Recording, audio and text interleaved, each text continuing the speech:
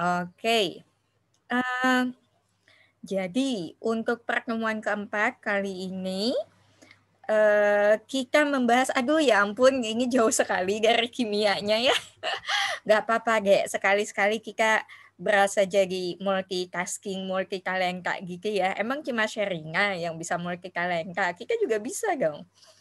Eee Jadi untuk pertemuan hari ini terkait dengan AMDAL, kita akan membahas tentang beberapa peraturan yang merupakan landasan hukum atas AMDAL, kemudian apa itu pengapisan, kemudian juga bagaimana tata cara pengajuan izin lingkungan bagi usaha dan kegiatan yang ternyata itu wajib melakukan AMDAL.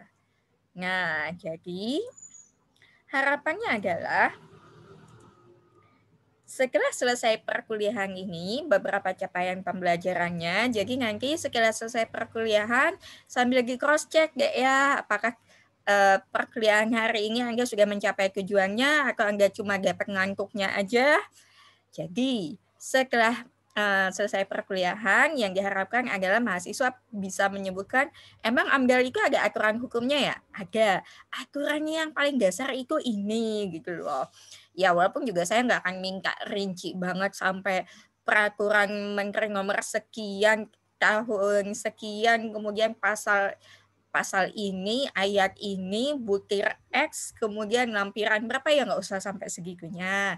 Tapi paling tidak yang diharapkan adalah Anda tahu gitu loh, bahwa untuk melakukan AMDAL itu masing-masing sudah ada aturan hukumnya masing-masing.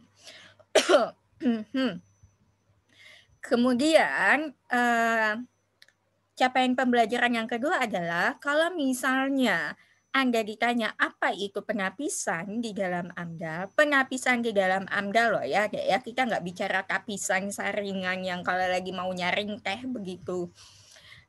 Apa sih itu penapisan? Kenapa penapisan itu perlu? Posisinya ada di mana?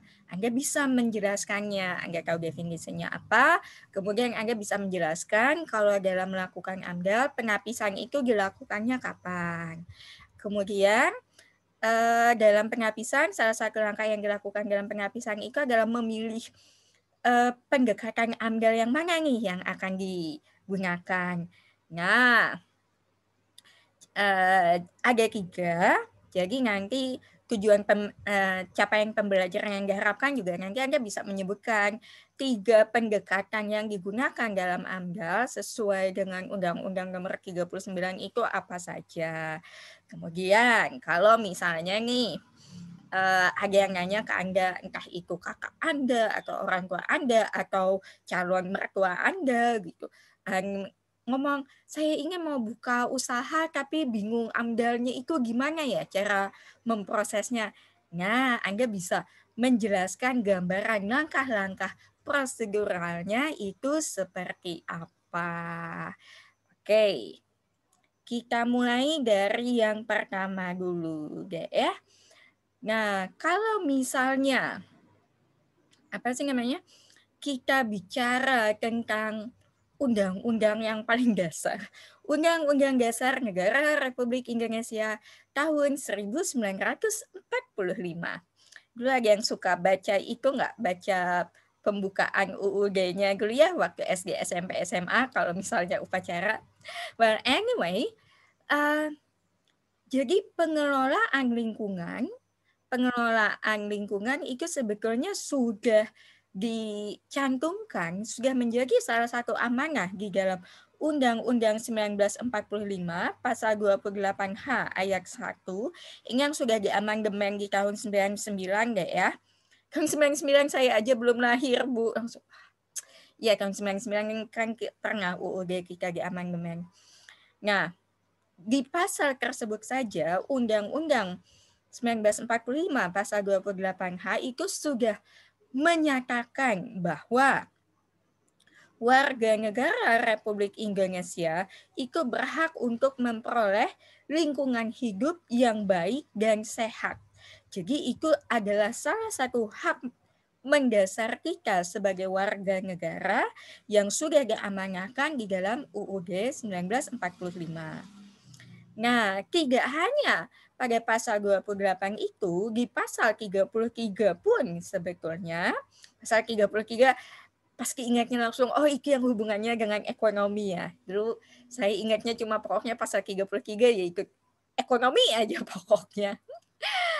Nah, di pasal 33 ayat 4 UUD 1945 itu juga sudah menyatakan bahwa seharusnya nih ya, yang namanya perekonomian nasional hingga termasuk di dalamnya adalah berbagai macam usaha, industri, dan pembangunan itu seharusnya adalah suatu kegiatan yang berkelanjutan atau sustainable dan juga berwawasan lingkungan.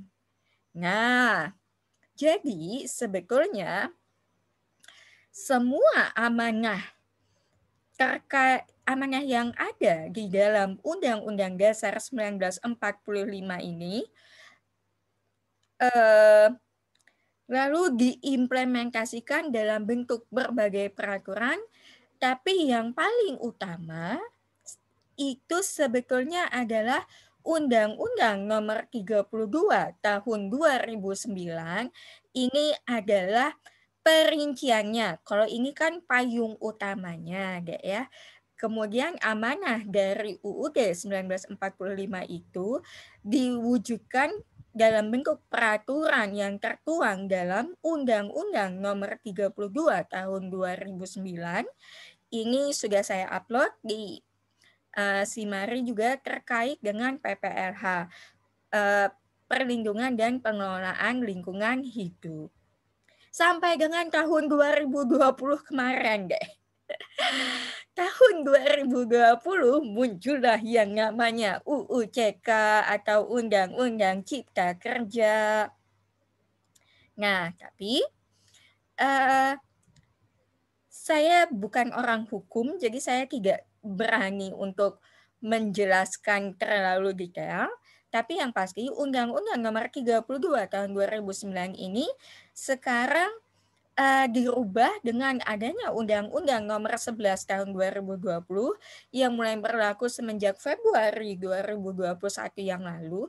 Barusan aja kok, baru nggak sampai sebulan yang lalu. Baru bulan lalu gitu loh, tentang Cipta Kerja. Saya belum sempat lihat ini aturannya yang terkait dengan lingkungan hidup apa saja, tapi ya untuk for practicality kita patokannya tetap menggunakan Undang-Undang Nomor 32 ini dulu aja deh ya. Sebetulnya salah satu perubahan yang paling utama, banyak yang bilang AMDAL lalu tidak lagi diperlukan kalau menurut Undang-Undang Cipta Kerja ini. AMDAL masih ada deh, cuma UKL UPL yang sekarang turun posisinya hanya jadi SPPL saja. Kemudian juga penilaiannya itu berbasis resiko, tidak hanya bukan dampak tapi lebih ke analisis berbasis resiko, risk-based approach. Well, anyway, sekarang nanti saja itu kita bahas kalau misalnya ada yang tanya atau ada waktu. Nah, jadi berdasarkan Undang-Undang Nomor 32 Tahun 2009 ini, itu menyebutkan karena ini menyangkut tentang perlindungan lingkungan hidup, maka undang-undang ini terutama menyangkut tentang izin lingkungan. Jadi izin lingkungan itu apa? Itu diaturnya di dalam undang-undang ini. Nah, kemudian satu yang garis besar utama dari undang-undang ini adalah untuk usaha dan kegiatan yang ternyata dia berdasarkan spesifikasi dari usaha dan kegiatan tersebut, mereka memenuhi kriteria usaha dan kegiatan yang wajib AMDAL atau wajib UKL UPL. Ingat ya, kemarin kan ada AMDAL, UKL UPL, kemudian AMDAL dan UKL UPL itu wajib memerlukan izin lingkungan. Kemudian ada satu lagi yang memang betul-betul usaha skala kecil, itu izin lingkungannya dalam bentuk SPPL gitu loh. SPPL atau SPKPLH yang surat pernyataan kesediaan untuk mengelola lingkungan hidup. Nah, jadi nggak sampai ke izin lingkungan kayak AMDAL, UKL, UPL ini. Apa sih namanya, SPPL itu sendiri sudah dianggap setara dengan izin lingkungan. Nah, kalau menurut Undang-Undang Nomor 32 Tahun 2009 ini, yang namanya suatu usaha dan kegiatan itu tidak boleh mendapatkan izin usaha kalau misalnya dia belum dapat izin kelayakan lingkungan. Dia belum mendapatkan rekomendasi kelayakan lingkungan. Rekomendasi kelayakan lingkungan itulah yang diperlukan supaya bisa dapat izin lingkungan. Kalau izin lingkungannya sudah ada, kalau izin usahanya itu mau ada, harus ada ini dulu. Harus ada izin lingkungan dulu. Kalau izin lingkungannya belum ada, izin usahanya tidak bisa diterbitkan. Walaupun sekarang kalau pakai OSS itu ada yang namanya izin dengan komitmen deh ya. Jadi ada beberapa kegiatan dari usaha dan kegiatan tersebut yang bisa dilangsungkan walaupun proses amdalnya belum selesai, tapi ada perjanjian yang ditandatangani, ada komitmen tertulis dari pelaku usaha atau kegiatan bahwa dalam jangka waktu 30 hari mereka siap mengurus proses amdalnya. Nah, sekarang kalau misalnya nih tetap ada yang mau nekat main selonong aja gitu loh. Ya udahlah ribet amat, ya mau gimana ya, namanya birokrasi di mana-mana pasti ada aja yang ngerasa ribet segala macam. Gimana kalau saya diem-diem aja? Ya diem-diem kalau nggak ketahuan ya monggo, bukan monggo sih. Nah, tapi kalau misalnya ada pelanggaran atas aturan tersebut yang sudah diatur di dalam undang-undang tentang PPLH itu tadi, yang pertama adalah kalau pelaksana usaha dan kegiatan tersebut mereka nekat, mereka tidak punya izin lingkungan, boro-boro punya izin lingkungan, berusaha memprosesnya aja enggak gitu loh. Itu sebetulnya dapat dituntut berdasarkan pasal 109 yang ada di undang-undang tersebut. Mereka bisa mendapatkan sanksi pidana seminimal 1 tahun, maksimal 3 tahun, kemudian dendanya nggak main-main deh, minimal 1 miliar, maksimal 3 miliar. Nah, itu adalah untuk pelaku usahanya. Sebetulnya pelanggaran ini kadang yang melakukan tidak hanya si pelaku usahanya saja sih ya. Dalam kenyataannya kita sering melihat banyak kenyataan ada kasus suap dan segala macam. Jadi gini loh Pak, kami ini lagi perlu banget ya, tolonglah dibantu Pak, gini. Izin usahanya mbok dikeluarkan saja, ya kita kan sama-sama teman Pak, gitu. Nah, yang mengeluarkan izin usahanya itu juga bisa kena sanksi deh.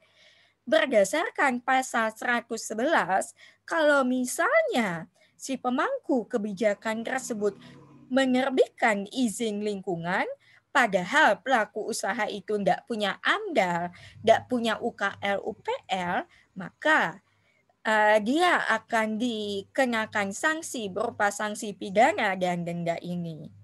Atau, ini izin lingkungan ya, izin lingkungan tanpa AMDAL, kemudian di ayat 2-nya, izin lingkungannya belum beres, tapi izin usahanya sudah diterbitkan, maka pihak yang menerbitkan izin usaha tersebut juga dapat dikenai sanksi pidana dan denda.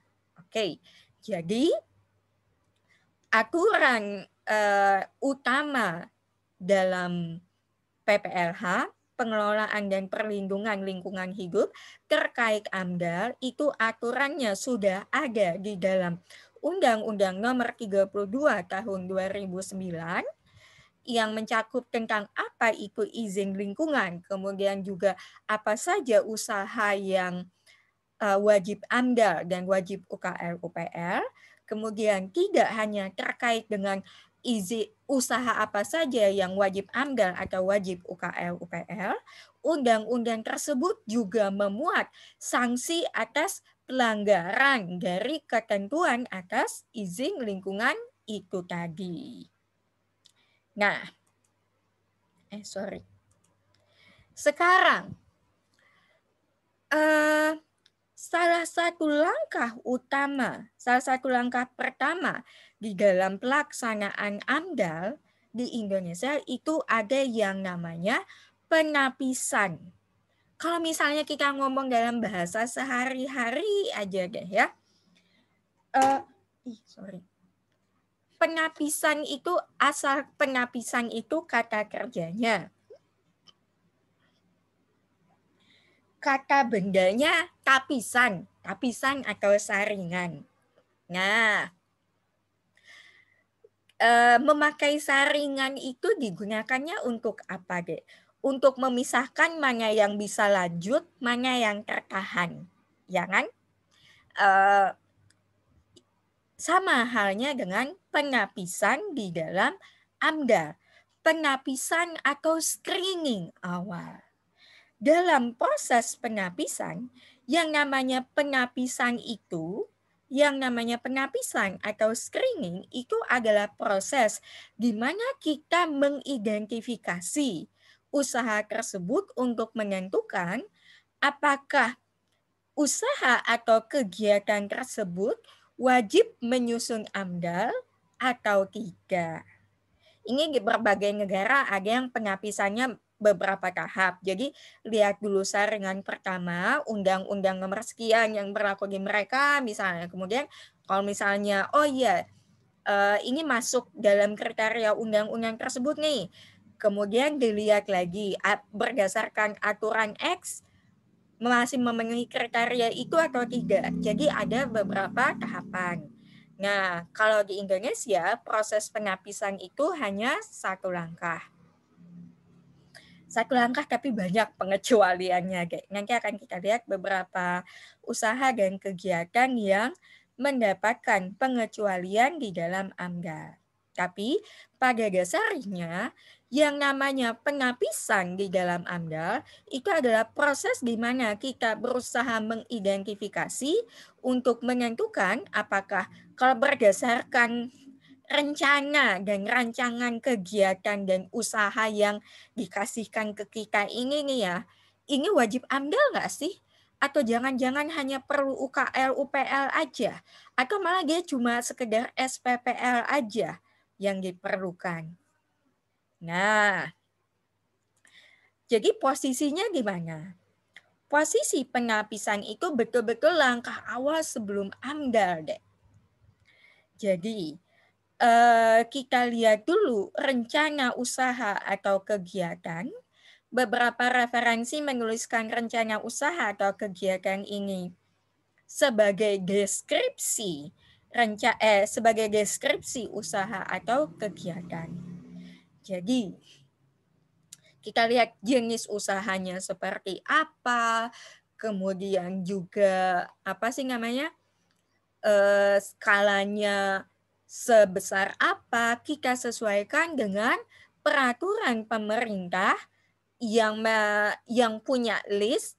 Jadi gini, Undang-Undang nomor 32 itu kalau saya tidak salah masih di 32 ya, itu punya daftar usaha-usaha dan kegiatan apa saja yang wajib AMDAL. Saringannya itu, deh. Nah, dari hasil penapisan ini tadi, ada 3 kemungkinan.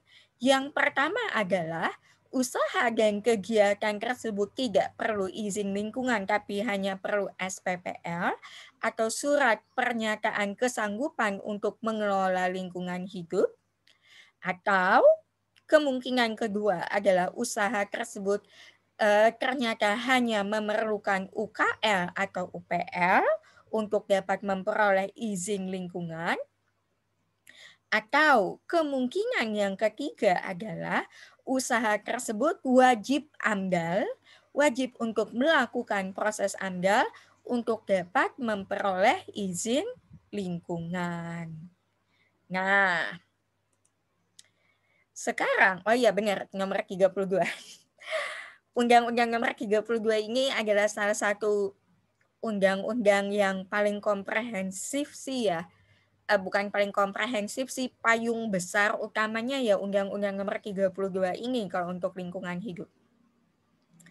Nah, berdasarkan pasal 22 di dalam ayat 1 ini, setiap usaha dan atau kegiatan yang dianggap memiliki dampak penting bagi lingkungan, maka usaha-usaha tersebut wajib dilengkapi dengan AMDAL.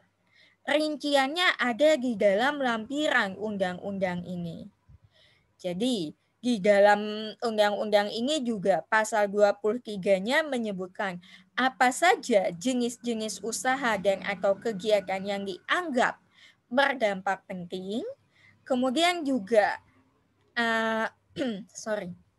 undang-undang tersebut itu menjelaskan kriteria. Jadi dampak penting, misalnya ada yang nanya, memangnya dampak apa saja nih yang dianggap penting?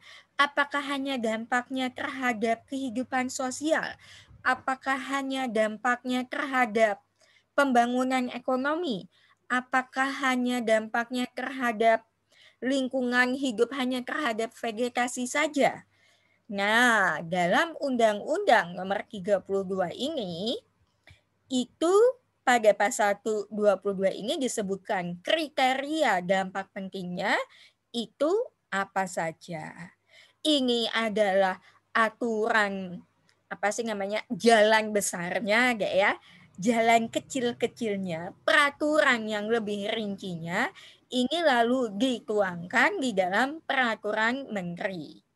Ada peraturan menteri, kemudian juga kalau misalnya ternyata usahanya itu adalah usaha yang strategis bagi kabupaten atau kota madya, itu juga ada peraturan gubernur dan seterusnya.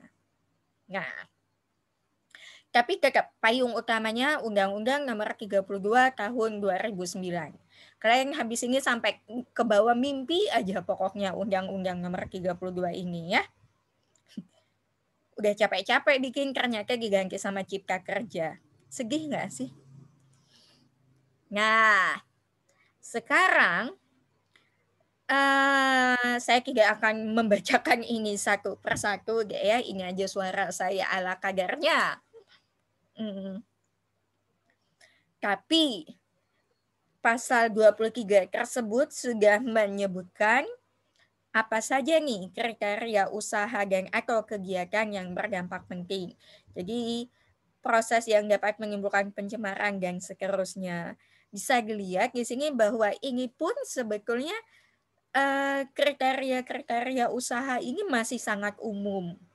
Makanya oleh karena itu lalu diperjelasnya di dalam lampirannya. Mau lebih rincinya lagi, ada peraturan menteri, ada peraturan gubernur, dan seterusnya. Kemudian ini adalah kriteria-kriteria usaha yang wajib AMDAL. Selanjutnya, undang-undang tersebut di pasal 22-nya juga mengatakan menentukan dampaknya berdasarkan apa? Ini penting nggak? Ini dianggap sebagai dampak penting atau tidak? Dampak pentingnya itu kita lihatnya dari apa dulu? Kriterianya adalah usaha ini masyarakat yang terkena itu banyak atau tidak? Apakah hanya 2-3 orang? Apakah hanya 2 atau 3 buah rumah? Atau 2 atau 3 RT atau bahkan 1 kecamatan yang kena dampak dari usaha atau kegiatan ini. Kemudian juga kalau misalnya ini tidak hanya dari segi jumlah penduduk yang terkena saja, misalnya usaha saya ini kan hutan industri, akan saya buka di daerah yang tidak ada pemukiman penduduk. Iya, tapi sekian hektar loh usaha Anda. Karena yang namanya luas wilayah penyebaran dampak itu juga salah satu kriteria utama kita untuk menentukan apakah dampak dari usaha tersebut penting atau tidak.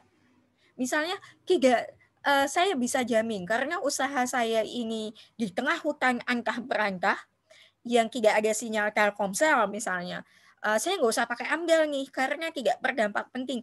Iya, memang mungkin dari segi jumlah penduduk, dari kriteria jumlah penduduk itu tidak memenuhi, akan tetapi luas wilayahnya bagaimana nih? Kemudian juga intensitasnya separah apa? Anda melakukan usaha Anda ini dampaknya akan berlangsung berapa lama? Jangan-jangan setelah usaha Anda selesai dampaknya masih terasa nih. Anda tidak hanya meninggalkan jejak tapi juga dampak negatif bagi lingkungan. Nah, intensitas dan lamanya dampak yang dihasilkan itu juga termasuk di dalam kriteria bagaimana kita menilai dampak tersebut. Oke, jadi dalam pasal 22 Undang-Undang Nomor 32 itu sudah disebutkan kita menilai dampaknya itu penting atau tidak, patokannya berdasarkan apa saja kriterianya. Nah, misalnya selanjutnya nih, Anda sudah lulus SSI. Mungkin bahkan ada yang, oh Bu, saya kok kayaknya kepengen ngambil magister segala macam, ya silakan, monggo. Lalu insya Allah mudah-mudahan ya ada dari Anda yang lalu profesinya itu adalah konsultan lingkungan misalnya. Nah, terus ada klien yang datang ke Anda.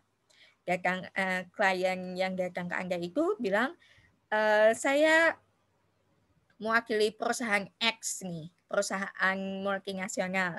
Kami ingin menggerakkan proyek ini, tolong dibantu untuk penyusunan dokumen AMDAL dan pengajuan izin lingkungannya.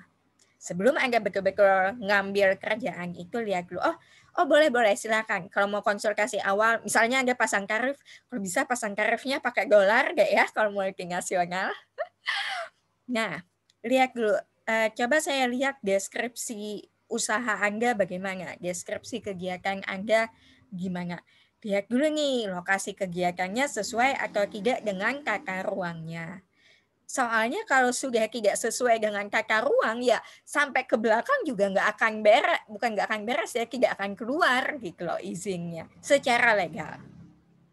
Nah, selanjutnya kalau misalnya, oke, lokasi kegiatan ini tidak menyalahi aturan tata ruang, tidak bertentangan dengan RT/RW, rencana tata ruang dan wilayah ya, bukan RT 42, RW 01 gitu, bukan deh, RT/RW yang rencana tata ruang dan wilayah. Nah, kalau lokasi kegiatannya sudah, oke, tidak akan ada masalah, udah sesuai aja. Nah, lihat lagi. Ini sih semenjak tahun 2018 pengajuan izin usaha itu dilakukan melalui online submission system. Kayaknya minggu lalu udah sempat saya singgung-singgung ya tentang OSS dan non-OSS. Lihat dulu nih, izin usahanya ini diajukannya melalui OSS atau non-OSS. Kalau OSS ya ayo dilanjutkan sesuai dengan peraturannya. Kalau misalnya tidak termasuk di dalam yang diatur dalam OSS, tidak apa-apa, bisa tetap dilanjutkan. Cuma sekarang pengajuannya itu mengikuti PP nomor 27 tahun 2012. Saya tidak akan terlalu dalam, ini yang namanya PP 24 tahun 2018 itu gimana. Ini kan kita masih basicnya aja. Kalau misalnya Anda sudah mau ngambil sertifikasi penyusun AMDAL, baru Anda betul-betul harus paham yang ini. Nah, kalau misalnya sudah tahu pengajuan izinnya apakah melalui sistem OSS atau ternyata masih masuk di dalam yang non-OSS atau tidak melalui sistem OSS, baru masuk ke penapisan untuk menentukan apakah kegiatan dan atau usaha dari klien Anda tersebut wajib AMDAL atau tidak. Nah, penapisan yang dilakukan untuk menentukan apakah kegiatan tersebut wajib bikin AMDAL atau UKL dan UPL itu dilakukan berdasarkan Peraturan Menteri Negara Lingkungan Hidup Nomor 38 Tahun 2019. Penapisannya berdasarkan Peraturan Menteri yang ini. Jadi, penapisan tadi apa? Penapisan adalah proses untuk menentukan apakah suatu usaha atau kegiatan itu wajib AMDAL atau UKL UPL. Tapisannya pakai apa? Tapisannya pakai Peraturan Menteri Negara ini yang nomor 38 tahun 2019 ini. Karena di sini disebutkan Peraturan Menteri inilah yang menyebutkan berdasarkan kriteria dan dampak penting yang ada di Undang-Undang Nomor 32 Tahun 2009 itu tadi dirincikan apa saja nih usaha-usaha dan atau kegiatan yang wajib melaksanakan AMDAL. Peraturan yang ini juga sebetulnya adalah merupakan revisi dari peraturan yang dikeluarkan pada tahun 2012.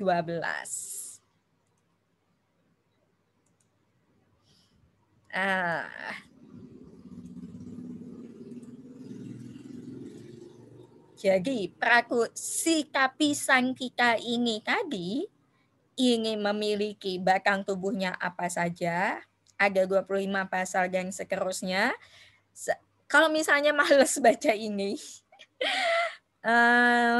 untuk memperjelas aturan-aturan yang ada di dalam batang tubuh Peraturan Menteri Negara Lingkungan Hidup ini disertakan Peraturan Menteri tersebut disertai dengan lampiran-lampiran yang menyebutkan apa saja daftar rencana usaha dan kegiatan yang wajib AMDAL itu apa saja, kemudian yang dikategorikan sebagai kawasan lindung apa saja, lampiran 3 juga ada, lampiran 4 kriteria penapisan itu apa saja.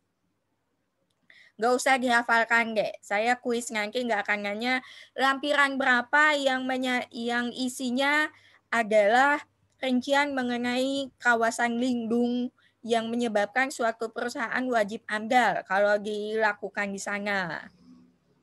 Nah, jadi screeningnya adalah seperti ini. Pemrakarsa, yang dimaksud dengan pemrakarsa kalau saya menyebutkan pemrakarsa ini maksudnya adalah pemilik usaha atau pemilik perencana usaha dan atau kegiatannya ya yang bakal melakukan usaha dan kegiatan itu siapa gitu loh. Nah, jadi kita gimana bisa menapis kalau kita tidak tahu usaha ini apa sih sebetulnya? Jadi, klien kita, ini ceritanya kita role play bahwa kita adalah konsultan AMDAL ya. Jadi kita minta dulu klien kita, tolong dong saya dikasih informasi awal dari rencana usaha yang mau Anda lakukan itu bagaimana. Formatnya ada nggak? Salah satu hobi mahasiswa adalah nanya, formatnya ada nggak? Tolong kirim dong formatnya di WA, biasanya gitu, gak?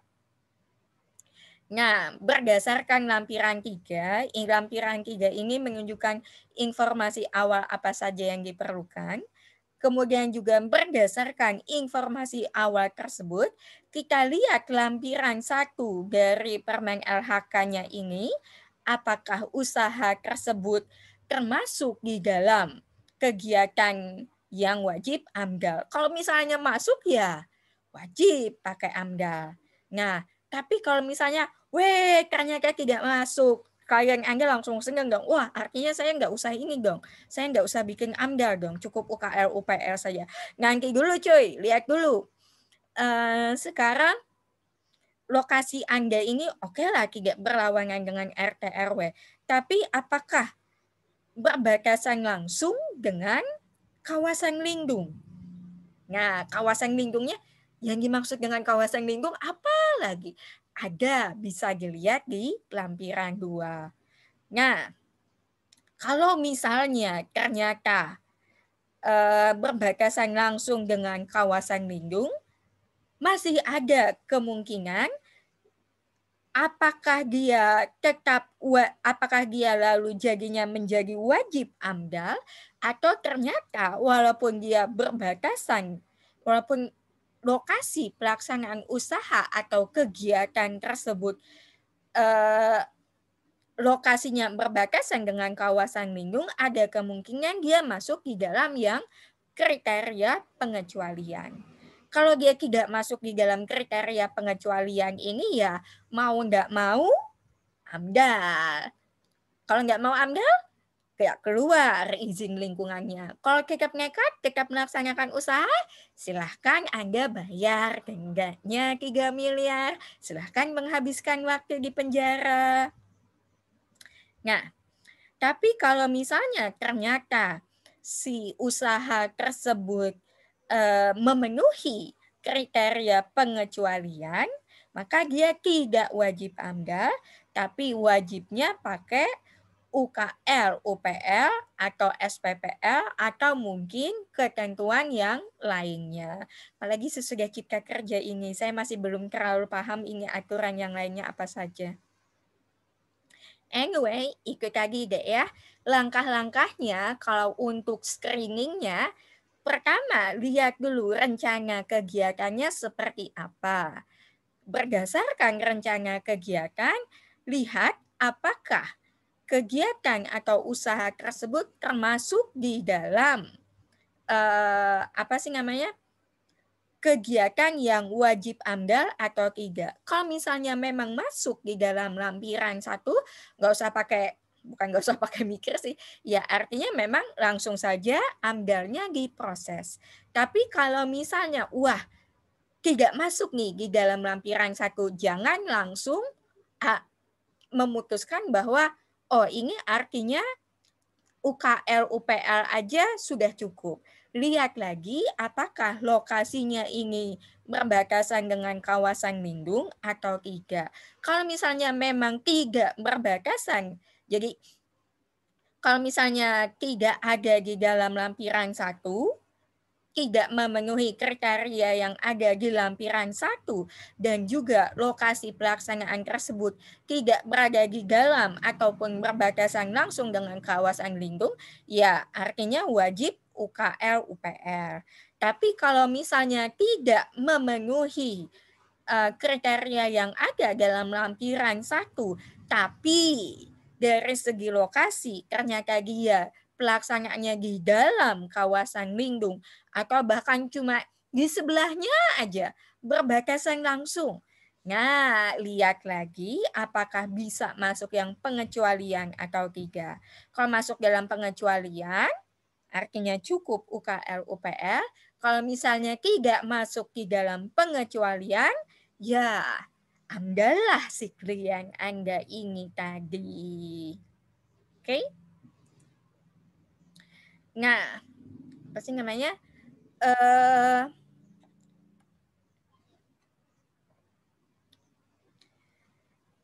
Rencana berdasarkan peraturan nomor 38 tahun 2019 ini, yang namanya kawasan lindung itu kan sudah diatur di dalam lampiran 2-nya ya, kalau saya tidak salah.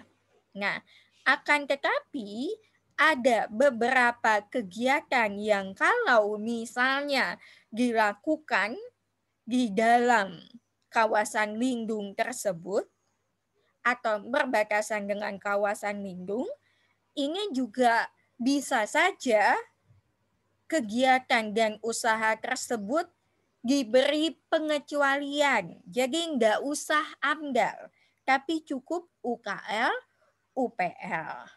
Apa saja usaha-usaha atau kegiatan yang mendapat pengecualian tersebut yang ada di daftar ini. Penelitian dan pengembangan non-komersial. Jadi kalau in the name of science, itu bisa saja ada pengecualian.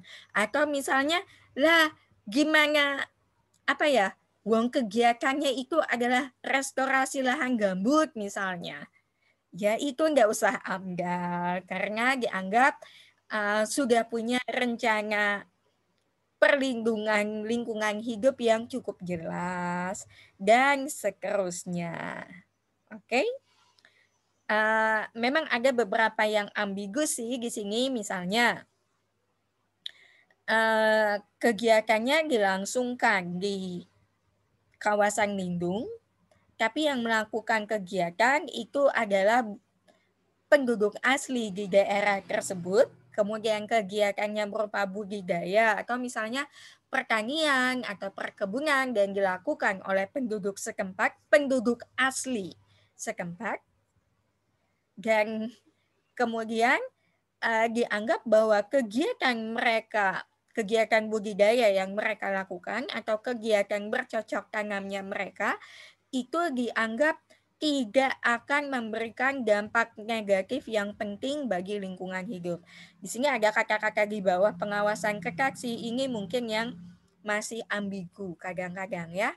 Nah, kenapa di sini disebutkan ada penduduk asli?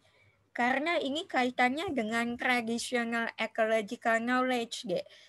Kalau misalnya ada yang orang tuanya petani atau mungkin kakek neneknya petani tradisional, itu tanya deh, mereka rata-rata itu berdasarkan ilmu pengetahuan mereka turun-temurun itu, malah mereka punya pengetahuan yang lebih mendalam tentang kondisi alam sekitar gitu loh. Dibandingkan dengan yang nggak tahu apa-apa tentang kondisi lingkungan di sana. Kearifan lokal, kalau kata orang kita mah ya, kalau bahasa universitas,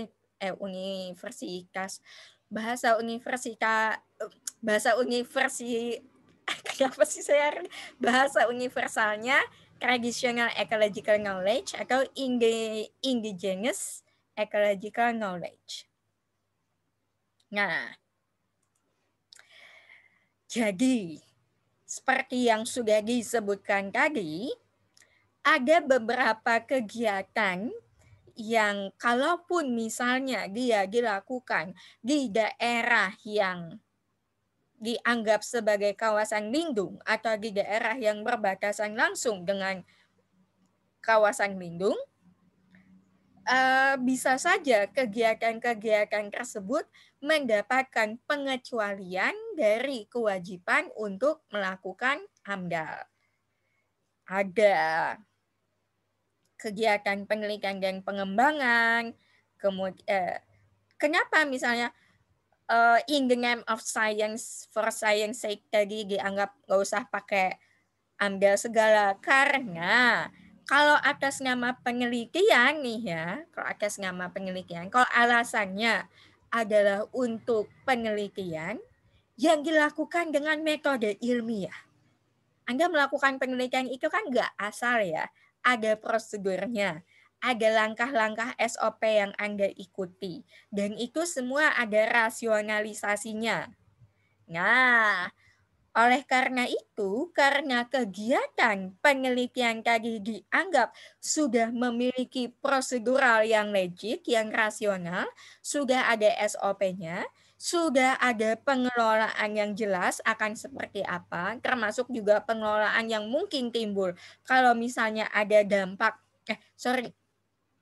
termasuk juga pengelolaan atas dampak yang mungkin ditimbulkan oleh kegiatan tersebut, maka kegiatan ini dapat memperoleh pengecualian dari kewajiban untuk menyusun AMDAL. Tapi tidak lalu berarti mereka bebas dari kewajiban lingkungan, karena mereka yang perlu dilakukan ini adalah menyusun UKL-UPL atau SPPL. Nah, jadi kalau misalnya kuis nanti saya tanya, suatu kegiatan penelitian berupa inventarisir kekayaan hayati, inventarisir biodiversity di lingkungan kawasan hutan lindung daerah X akan dilakukan selama 3 bulan. Apakah menurut Anda kegiatan tersebut wajib melakukan AMDAL? Jawabannya gimana? Kalau misalnya kegiatan tersebut dilakukan oleh lembaga penelitian pemerintah, kemudian juga tadi apa? Inventarisir kan? Inventarisir itu untuk memperoleh data dan informasi. Kemudian juga tujuannya apa? Tujuannya non-komersial. Maka dia dapat dikecualikan dari melakukan AMDAL. Karena kenapa? Kok nggak wajib AMDAL? Karena kegiatan tersebut SOP-nya sudah jelas, kemudian juga aturan proseduralnya ada, pengelolaannya juga sudah ada, dan seterusnya. Jadi tidak usah AMDAL, tapi cukup UKL, UPL saja. Selain itu juga ada beberapa kegiatan lain yang dapat memperoleh pengecualian dari kewajiban untuk menyusun AMDAL. Ini kalau nggak salah ada sampai dengan 9 deh, kalau saya nggak salah. Silahkan dibaca sendiri ya. Ini kewajiban. Nah, kalau misalnya usaha atau kegiatan tersebut adalah kegiatan yang mendesak untuk dilakukan. Kenapa mendesak? Karena dilakukan sebagai salah satu bentuk respon atas kondisi terjadinya bencana alam, itu juga dapat dikecualikan dari kewajiban untuk menyusun AMDAL. Nah, tapi sebagian besar tidak dikecualikan dari kewajiban AMDAL, tidak berarti lalu mendapat dispensasi atau benar-benar tidak perlu memperhatikan lingkungan lagi. Rata-rata tetap harus punya RKL RPL atau UKL UPL atau SPPL. 6, 7, dan seterusnya ya. Nah, sekarang pada saat melakukan penapisan tadi, selain menentukan apakah kegiatan ini wajib AMDAL atau tidak, maka yang perlu ditentukan juga saat melakukan penapisan. Jadi misalnya waktu penapisan sudah tahu nih, oh kegiatan ini wajib AMDAL nih. Langkah selanjutnya, bukan langkah sih, salah satu hal yang juga ditentukan dalam penapisan tersebut adalah pendekatan AMDAL yang dilakukan. Apakah AMDAL-nya itu AMDAL tunggal, atau AMDAL terpadu, atau AMDAL kawasan. Sebelumnya ini pakai PP nomor 12 tahun 2012 apa ya kalau saya tidak salah. Tapi aturan terbaru itu adalah peraturan pemerintah nomor 21 tahun 2021. Benar-benar terbaru loh ini. Dan sebetulnya isinya juga sama aja sih. Yang tahun 2012 itu juga pendekatannya 3 ini. Ada 3 pendekatan yang bisa digunakan di dalam AMDAL. Ada AMDAL tunggal, ada AMDAL terpadu, ada AMDAL kawasan. Bedanya apa? Kalau AMDAL tunggal, ini jenis usaha atau kegiatannya ya namanya saja tunggal ya. Jadi AMDAL tunggal ini usaha atau kegiatannya hanya berupa satu jenis usaha saja.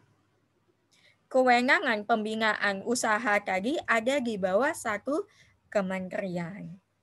Itu kalau dari segi legalitasnya.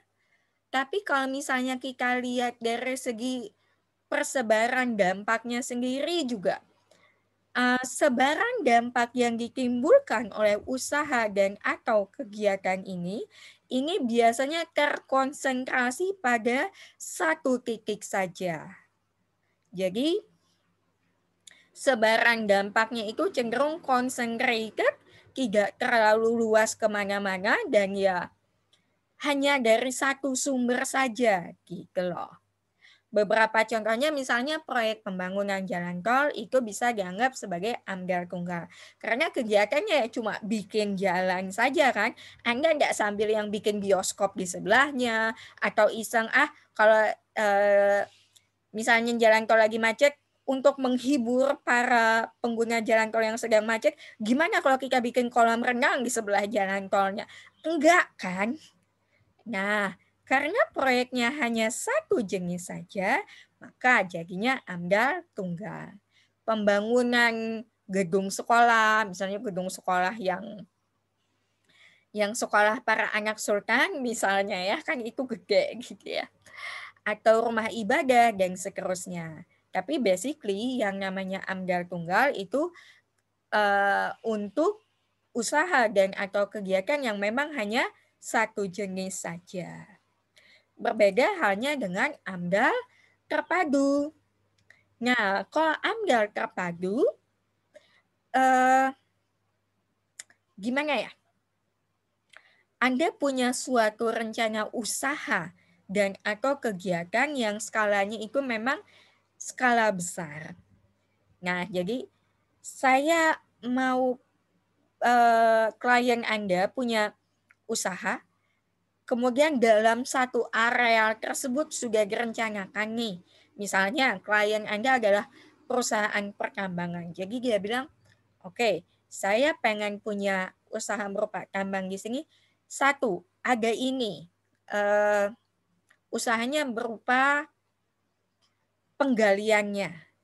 Kemudian itu kan sudah satu nih, Dek. Kemudian selain penggaliannya, untuk mempermudah pengolahannya, si klien Anda lalu juga bikin jalan. Nah, itu kan sudah dua macam. Jalannya kemana? Pengolahan hasil tambangnya. Nah, itu kan sudah beda lagi. Dan masih dalam satu wilayah itu gitu loh. Dan yang bikin ya sama orangnya. Jadi ada beberapa jenis usaha. Kemudian juga, perusahaan saya karena kegiatan pertambangan ini labor intensif, perlu punya banyak tenaga kerja. Lalu ada perumahan juga dibikin asramanya masih di daerah tersebut. Kemudian hasil tambang ini akan kami ekspor. Lalu juga bikin lagi ini, pelabuhannya gitu loh. Pelabuhan khusus untuk kapal tongkang dan segala macamnya itu. Nah, itu kan jenis-jenisnya sudah macam-macam dalam satu kawasan. Dan itu sudah ada di dalam satu perencanaan. Jadi itu adalah satu komplek yang terpadu. Kemudian pemrakarsanya hanya satu pihak saja, itu AMDAL-nya tidak bisa lagi pakai AMDAL tunggal, tapi pakai AMDAL terpadu. Kalau AMDAL kawasan yang agak susah membedakan memang AMDAL kawasan sih ya. Cuma kalau AMDAL kawasan kita lebih fokus ke kawasan tersebut digunakannya untuk apa. Fasilitas yang ada di sini nanti misalnya saja kawasan perindustrian atau kawasan perhutanan, kawasan budidaya, itu pakai AMDAL-nya AMDAL kawasan. Ketiga pendekatan AMDAL ini berbeda, kriterianya ini akan berbeda-beda, kemudian juga pengawasan dan pembinaannya itu berbeda-beda, kemudian siapa yang bertanggung jawab atas pengelolaan atas pengelolaan dan pemantauan lingkungan hidupnya, ini juga akan ditentukan oleh pendekatan AMDAL yang mana yang digunakan. Slide yang ini saya ngambil dari slide-nya Pak Eko Sugiharto waktu saya ikut pelatihan AMDAL di PSLH UGM. Kalau misalnya ada yang tertarik untuk misalnya setelah lulus mau jadi konsultan AMDAL, paling tidak ngambil sertifikasinya mulai dari dasar-dasar AMDAL dulu deh ya. Baru nanti ikut sertifikasi yang penyusunan, penilaian, dan seterusnya. Tapi yang penting kalian lulus SSI dulu deh, baru mikir sertifikasi yang segala macam kayak gini. Oke, itu tadi. Nah, jadi kalau misalnya ditanya, apa saja pendekatan yang digunakan di dalam AMDAL? Ada 3 macam, ada AMDAL tunggal, AMDAL terpadu, dan AMDAL kawasan. Kriterianya berdasarkan apa? Berdasarkan jenis rencana usaha dan atau kegiatannya, itu ada berapa macam sih saling terikat atau tidak, memiliki keterkaitan satu sama lain atau tidak. Oke. Nah, slide terakhir deh. Sekarang, kalau misalnya nih ya, klien Anda meminta bantuan Anda untuk mengajukan izin lingkungan. Tadi yang dilakukan apa dulu? Minta deskripsi kegiatannya untuk dilakukan penapisan. Penapisan itu kan bisa saja ternyata kegiatan tersebut hanya memerlukan SPPL atau hanya perlu UKL atau UPL untuk memperoleh izin lingkungan. Tapi kalau misalnya hasil dari penapisan ini, usaha dan atau kegiatan tersebut itu ternyata wajib AMDAL, yuk kita proses AMDAL-nya.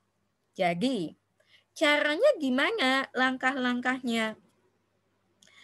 Kalau misalnya ternyata memang kegiatan tersebut itu adalah wajib AMDAL, si pemrakarsa kegiatan ini wajib membuat pengumuman yang dapat dibaca, yang dapat diakses oleh masyarakat yang terdampak, baik langsung maupun tidak langsung oleh usaha dan atau kegiatan tersebut. Kenapa harus ada pengumuman terhadap publik semacam ini? Karena sesuai dengan peraturan, penyusunan AMDAL itu wajib melibatkan masyarakat. Nah, makanya kan yang tugas besar ini saya minta Anda membayangkan bagaimana kalau Anda adalah bagian dari masyarakat atau bagian dari pihak-pihak yang ternyata ikut terdampak atau berkepentingan di dalam usaha dan atau kegiatan ini. Nah, si pemrakarsa ini harus memasang pengumuman, harus mengeluarkan suatu pengumuman yang dapat diakses oleh publik, sehingga masyarakat lalu ini bisa tahu bahwa oh akan ada ini toh. Masyarakat yang terdampak itu harus ikut dilibatkan. Dilibatkannya dalam apa? Pada saat si pemrakarsa ini menyusun KA. Ingat nggak minggu lalu dokumen dalam AMDAL apa saja? Ada KA atau formulir KA, ada ANDAL, ada RKL, RPL. Iya kan? KA atau formulir KA, kerangka acuan. Kerangka acuan itu harus memasukkan hasil dari pelibatan masyarakat ini. Harus mencantumkan apa saja yang menjadi harapan dari masyarakat. Konsernya apa saja. KA kemarin fungsinya apa, Dek? Untuk istilah kata sebagai proposal, ya kan? Analisis dampak lingkungan yang kita lakukan nanti pakai metode apa saja? Scopingnya itu sejauh apa? Termasuk juga masukan dari masyarakat itu apa saja? Nah, baru hasil dari pelibatan masyarakat termasuk juga jadi hasil dari pelibatan masyarakat, kemudian juga rencana deskripsi kegiatan, kemudian juga apa saja kemarin yang masuk di dalam KA, scoping, kemudian juga usulan metode yang akan dilakukan untuk melakukan analisis dampak lingkungan, itu kan masuk di dalam KA, dalam kerangka acuan. Nah, sekarang layaknya Anda jadi mahasiswa aja. KA ini kan proposalnya. Sebelum bisa penelitian, proposalnya diseminarkan dulu kan. Kalau dulu sih, kalau kurikulum lama, kurikulum baru mah langsung aja masuk lab ya. Nah, tapi kembali ke AMDAL ini, kalau misalnya kerangka acuan dan formulir KA tadi sudah disusun, ini diserahkan dulu ke pemangku kebijakan, biasanya ke Dinas Lingkungan Hidup. Nah, kerangka acuan dan formulir KA ini dilihat dulu, administratifnya lengkap nggak? Lampiran-lampiran yang diperlukan lengkap tidak? Oleh Sekretariat AMDAL itu akan dinilai. Kalau sudah lulus administratif, wah artinya sudah disetujui nih. Belum. Kalau misalnya administratif sudah beres, substansinya dilihat. Ini proposal Anda ini, Anda bilang nanti metodenya pakai ini, scopingnya pakai ini. Tim teknis di dalam komisi penilai AMDAL itu akan melihat substansi dari kerangka acuan ini. Dalam jangka waktu kalau saya tidak salah 30 hari, itu baru keluar nih hasilnya. Oke, kerangka acuan Anda itu sudah dianggap layak, sudah disetujui. Selalu ada kemungkinan KA-nya tidak disetujui loh ya. Tapi best case scenario-nya adalah KA disetujui. Kalau kerangka acuan ini disetujui, baru dilanjutkan proses Anda untuk mengajukan permohonan izin lingkungan. Loh KA-nya kan sudah disetujui, Bu. Ya itu baru KA-nya, baru proposalnya nih yang Anda clear. Pelaksanaan Andalnya kan belum. Kalau KA Anda sudah disetujui, baru si penyusun AMDAL ini mengumpulkan data. Setelah semua data terkumpul, melakukan analisis dampak berdasarkan scoping yang ada di dalam KA ini. Analisis dampak scoping, kemudian juga pengukuran dan identifikasi dampak, itu acuannya berdasarkan kerangka acuan yang sudah disetujui ini. Data sudah terkumpul untuk dianalisis, laporan andalnya disusun. Laporan andal disusun, Anda sudah tahu analisis Anda sudah melakukan analisis terhadap dampak penting hipotetik yang mungkin terjadi pada lingkungan dari usaha dan atau kegiatan ini, lalu Anda nyusun RKL, RPL, oh dampak penting yang mungkin terjadi ini. Ada dampak berupa X, Y, dan Z. Nah, untuk mengelola dampak tersebut dan memantau kondisi lingkungan, menyusun RKL, RPL. Nah, semua ini, AMDAL, RKL, dan RPL ini lalu disubmit, dilakukan penilaian. Sekarang kalau tadi hanya sekretariat dan tim teknis ya, sekarang penilaian ini sudah oleh KPA, Komisi Penilaian AMDAL-nya. bukan si pemrakarsanya yang menilai AMDAL. Pemrakarsa termasuk juga konsultan yang diminta untuk membantu menyusun AMDAL itu ya hanya melakukan penyusunan ini. Penilaian itu ada komisi penilainya sendiri, nanti akan kita bicarakan di pertemuan yang akan datang tentang penilaian AMDAL ini. Berdasarkan hasil penilaian ini, jadi dinilai nih, oh ternyata si rencana usaha dan atau kegiatan ini dampak lingkungannya mereka bilang dampaknya akan seperti ini. Tapi mereka akan mengantisipasinya dengan melakukan langkah-langkah berikut sebagaimana yang tersusun di dalam RKL RPL-nya. Nah, kalau misalnya penilaian yang dilakukan atas AMDAL RKL RPL ini sudah selesai, Komisi Penilaian AMDAL itu lalu mengeluarkan rekomendasi mereka. Apakah rencana usaha dan atau kegiatan ini layak lingkungan atau tidak.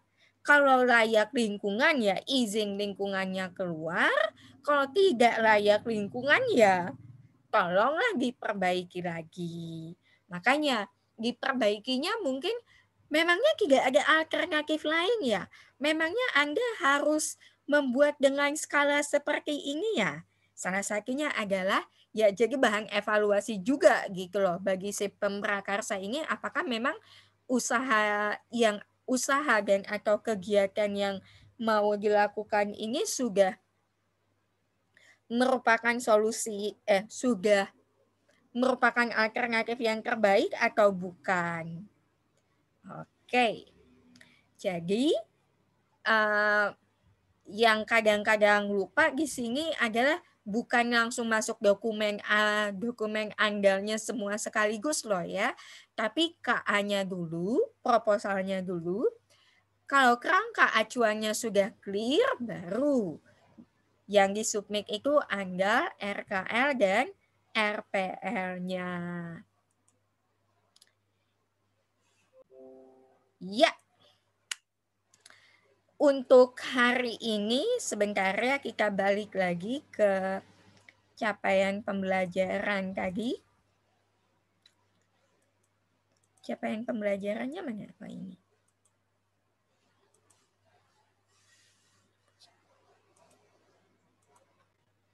Oke. Nah, tadi kan capaian pembelajarannya 1, peraturannya dapat menyebutkan peraturan yang menjadi landasan hukum dalam AMDAL. Payung utamanya UUD 1945, kemudian juga peraturan yang lebih rinci itu adalah Undang-Undang tentang Perlindungan dan Pengelolaan Lingkungan Hidup, yaitu Undang-Undang Nomor 32 Tahun 2009 ini tadi, tapi selanjutnya diubah melalui Undang-Undang Nomor 11 Tahun 2020 ini. Tapi saya tetap mintanya, bukan saya yang minta sih ya, untuk sementara sampai Undang-Undang Cipta Kerja ini sudah ada aturan-aturan turunannya, kita tetap mengacu ke paling tidak untuk mata kuliah ini aja ya. Undang-Undang Nomor 32 Tahun 2009. Kemudian juga peraturan yang menjadi landasan hukum dalam AMDAL itu adalah undang-undang pemerintah mengenai perlindungan dan pengelolaan lingkungan hidup. Kemudian juga capaian pembelajaran yang kedua, menyebutkan dan menjelaskan penapisan dalam AMDAL. Apa itu penapisan? Penapisan adalah proses untuk menentukan apakah suatu kegiatan wajib AMDAL atau tidak. Tapisannya apa? Peraturan Menteri Lingkungan Hidup nomor 38 ya. Peraturan Menteri Negara Lingkungan Hidup nomor 38 tahun 2018. Kemudian yang penting kalian tahu penapisan itu tujuannya apa. Penapisan adalah untuk menentukan apakah kegiatan tersebut wajib AMDAL atau tidak. Penapisannya berdasarkan Peraturan Menteri Negara Lingkungan Hidup. Langkah-langkahnya tadi apa saja? Lihat apakah masuk di dalam, apakah memenuhi lampiran 1, memenuhi kriteria dalam Peraturan Menteri Negara Lingkungan Hidup tersebut atau tidak. Kalau memenuhi kriteria untuk wajib AMDAL, ya langsung AMDAL. Kalau ternyata tidak masuk di dalam kriteria tersebut, apalagi yang dilihat, Dek? Lokasinya. Apakah lokasinya di dalam atau berbatasan dengan kawasan lindung? Kalau misalnya tidak, artinya UKL atau UPL, artinya tidak wajib AMDAL, tapi UKL dan UPL atau SPPL. Atau kalau misalnya lokasinya itu di dalam kawasan lindung atau berbatasan dengan kawasan lindung, lihat lagi apakah bisa masuk dalam pengecualian atau tidak. Kriteria pengecualian adalah bermacam-macam. Saya minta paling tidak, apalagi Anda sebagai saintis ya, paling tidak Anda bisa menyebutkan kenapa kegiatan yang dapat dikategorikan sebagai kegiatan penelitian itu dapat dikecualikan dari kewajiban untuk menyusun AMDAL. Kegiatan penelitian macam apa yang dapat dikecualikan dari kewajiban untuk menyusun AMDAL? Kegiatan penelitian yang dilakukan oleh lembaga penelitian pemerintah atau bersifat non-profit atau tidak mencari keuntungan, mencari data dan informasi. Kenapa dapat dikecualikan? Karena dianggap sudah memiliki SOP atau prosedur yang jelas, kemudian juga langkah-langkah pengelolaan dalam pelaksanaan penelitian tersebut juga diasumsikan sudah cukup jelas, termasuk juga dalam pengelolaan dari dampak dari kegiatan tersebut atas lingkungan. Kemudian setelah selesai penapisan, pendekatan yang digunakan dalam menyusun AMDAL itu ada 3, ada AMDAL tunggal, ada AMDAL terpadu, ada AMDAL kawasan. Kalau AMDAL tunggal hanya satu jenis kegiatan, AMDAL terpadu itu kalau dari dalam satu kawasan itu adalah lebih dari satu jenis kegiatan, kemudian juga di dalam perencanaan itu ada berbagai fasilitas dan utilitas yang sudah direncanakan dan saling terkait satu sama lain. Kemudian kalau AMDAL kawasan itu kalau misalnya kegiatan tersebut dilakukan di suatu kawasan yang memang punya tujuan tertentu, entah itu kawasan industri atau kawasan pariwisata, ditujukan untuk satu hal tertentu. Kemudian capaian pembelajaran yang keempat, dapat menyebutkan dan menjelaskan tata cara pengajuan izin lingkungan usaha yang wajib AMDAL. Tadi gimana berdasarkan deskripsi kegiatan dilakukan penapisan. Penapisan kalau misalnya memang wajib AMDAL, pemrakarsa ini wajib mengumumkan kepada publik karena partisipasi publik atau pelibatan masyarakat ini harus dimasukkan hasilnya di dalam kerangka acuan atau formulir kerangka acuan. Kalau misalnya sistemnya OSS ya, kerangka acuan atau formulir kerangka acuan itu diserahkan untuk dinilai kepada pihak yang berwenang, Dinas Lingkungan Hidup, kalau saya tidak salah. Kemudian kerangka acuan tersebut akan dinilai. Kalau misalnya kerangka acuan tersebut disetujui, proses selanjutnya adalah pengumpulan data, kemudian juga analisis terhadap dampak lingkungan dengan mengacu pada kerangka acuan yang sudah disusun dan disetujui sebelumnya itu tadi. Kemudian hasil analisis dampak lingkungan tersebut dituangkan dalam satu dokumen AMDAL, langkah-langkah yang akan dilakukan untuk mengelola dampak lingkungan tersebut dituangkan di dalam RKL, RPL. Dokumen AMDAL dan dokumen RKL, RPL itu lalu dikumpulkan, disubmit untuk dinilai oleh Komisi Penilai AMDAL. Komisi Penilai AMDAL melakukan penilaian atas dokumen AMDAL tersebut hingga mengeluarkan rekomendasi kelayakan lingkungan. Kalau rekomendasinya layak lingkungan, maka bisa dikeluarkan izin lingkungan sehingga bisa ada izin usaha. Kalau misalnya rekomendasinya tidak layak lingkungan, ya izin izin lingkungan itu tidak bisa dikeluarkan. Ya, mudah-mudahan sudah bisa nangkep semua. Oke, ada pertanyaan sampai sini, Dek? Izin masuk, Bu. Siapa, Dek, ya? Ya. Izin masuk, Bu. Iya, silahkan. Mugiwara. Siapa ya, Dek, ya? Angkatan berapa? Nugi, Bu. Angkatan 19. Oh, Nugi. Habis kamu namanya bukan Nugi Maulana kayak biasanya. Kan saya mikir dulu, Dek. Gimana? Gini, Bu, mengenai rencana masalah perizinan AMDAL tadi, Bu. Nah, kalau untuk pertanian dan peternakan itu parameternya itu gimana, Bu? Biar bisa diterapkan AMDAL atau UKL atau UPL. Terus, Bu, seandainya nih dalam suatu desa itu kan ada petani yang menanam beberapa tanaman. Nah, atau dengan luas yang tertentu kan, Bu. Nah, kemudian pas setelah hampir berjalan 5 tahun misalkan, Bu. Terus itu berdampak bagi masyarakat, Bu. Nah, jadi apa tindak pidana yang atau apa yang dilakukan oleh pihak pemerintah, Bu, untuk mengatasi tersebut, Bu? Kan yang pertama kan kita tuh sudah, kata Ibu tadi, ada kearifan lokal untuk mengatasi masalah itu sendiri kan, Bu. Nah, terus jadi gimana, Bu? Kan itu kan sudah berjalan 5 tahun misalkan nih. Dan masyarakat itu baru bilang ke pemerintah untuk gimana sih cara mengatasi petani ini supaya bisa ditindaklanjuti gitu. Jadi, nah gimana, Bu? Makasih banyak, Bu. Oke. Jadi sebentar ya, saya sambil buka peraturannya dulu. Tadi pertanyaan pertama mengenai sektor pertanian ya, kalau saya tidak salah. Sektor pertanian apakah masuk di dalam kriteria atau kategori yang wajib AMDAL atau tidak? Ya. Tinggi, Bu, sama parameternya, Bu. Misalkan Parameter yang berapa digunakan. Sebentar sambil saya buka dokumennya deh ya.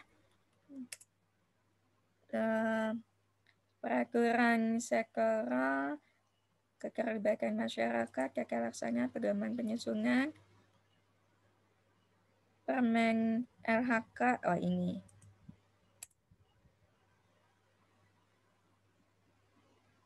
Kan 140 halaman.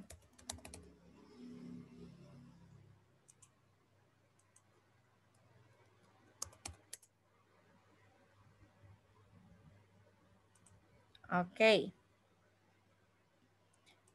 Saya sambil share screen deh ya. Mana ini? Oke. Nah, kalau seperti yang sudah seperti yang sudah saya sebutkan di awal tadi, salah satu screening pertama untuk menentukan apakah usaha tersebut wajib AMDAL atau tidak, tapisannya pakai apa deh? Peraturan Menteri Lingkungan Hidup nomor 38 tahun 2019. Jadi lihat dulu, pertanian masuk tidak di sini sebagai salah satu usaha yang masuk wajib AMDAL di dalam Permen LHK tersebut. Di sini kita lihat tadi waktu saya search pertanian, di sini masuk ada bidang pertanian. Nah, kemudian di sini, tapi apakah lalu kalau cuma punya sawah 1 hektar harus pakai AMDAL atau tidak? Lihat lagi. Oh, budidaya tanaman pangan. Oh, padi. Skalanya kalau misalnya lebih besar daripada 2.000 hektar, maka itu wajib AMDAL. Wah, sawah saya hanya 10 hektar, Bu. Ya, artinya tidak masuk AMDAL. Tidak wajib AMDAL. Oke, jadi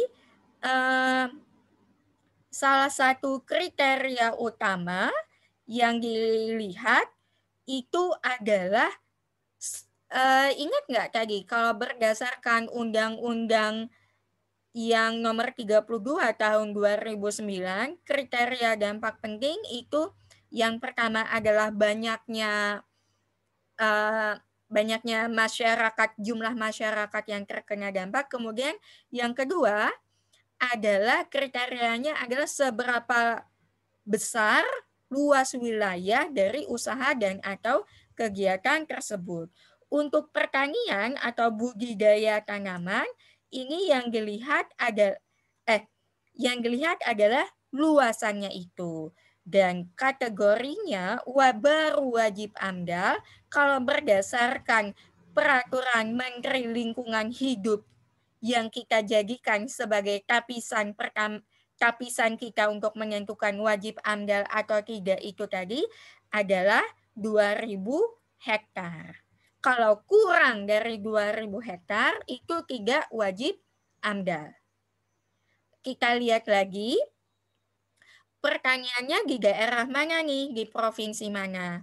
Karena biasanya setiap provinsi akan punya peraturan gubernurnya masing-masing. Oke, berdasarkan peraturan menteri ini, dia tidak masuk AMDAL. Tapi untuk menentukan apakah dia ikut UKL atau UPL, ingat DEA kan posisinya AMDAL, UKL, UPL atau cukup SPPL, ya kan? Misalnya ternyata nggak nyampe 2.000 hektar nih, tapi 1.800 hektar. Misalnya, ternyata menurut peraturan gubernur di provinsi tersebut, perlunya adalah UKL, UPL. Oke, bisa menjawab nggak, Dek, untuk pertemuan? Untuk pertanyaan pertama, jadinya lihat ininya, kriteria utamanya adalah luasnya, Dek ya.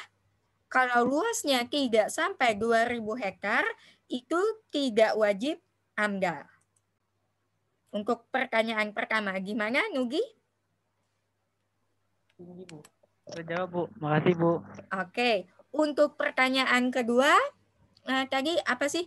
Bagaimana kalau misalnya di wilayah pertanian tersebut setelah 5 tahun berjalan, ternyata menimbulkan dampak negatif ya. Apa yang bisa dilakukan oleh masyarakat yang terkena dampak itu tadi? Mbok jangan langsung menuntut pidana dulu dong, saya kok serem.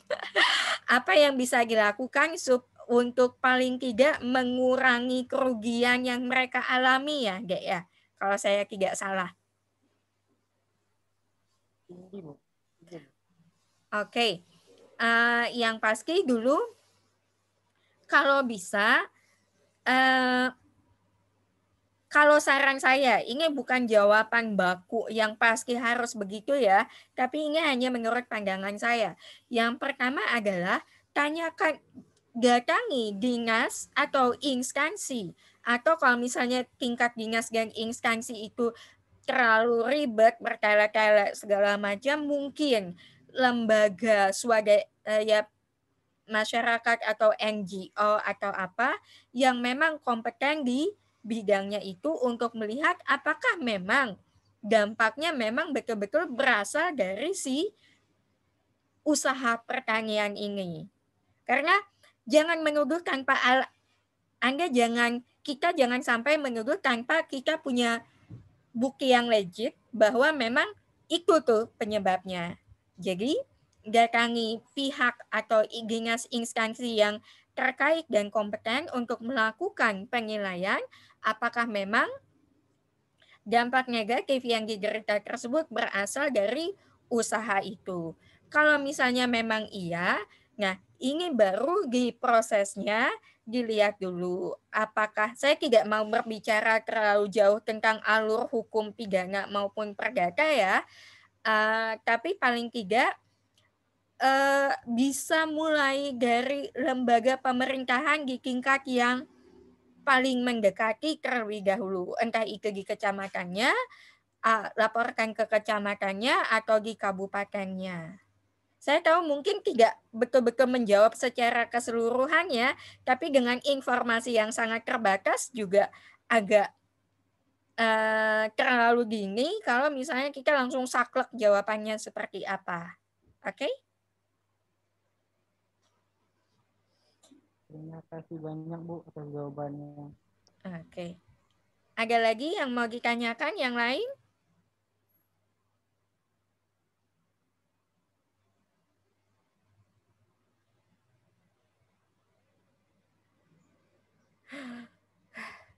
Oke. Kikanya harusnya sampai, nggak apa-apa lah ya, 10 menit sudah masuk asar juga. Oke. Kalau misalnya belum ada yang mau ditanyakan lagi, mungkin untuk saat ini sudah cukup jelas, atau belum kepikir aja mau nanya apa,